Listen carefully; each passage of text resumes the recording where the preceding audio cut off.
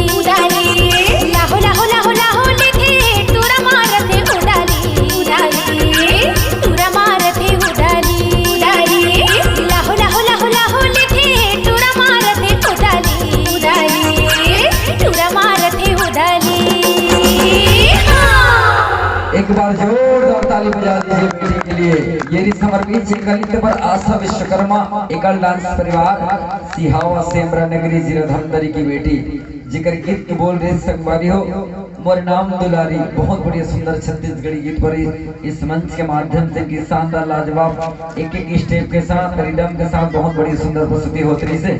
बेटी का दिल से बहुत बहुत धन्यवाद।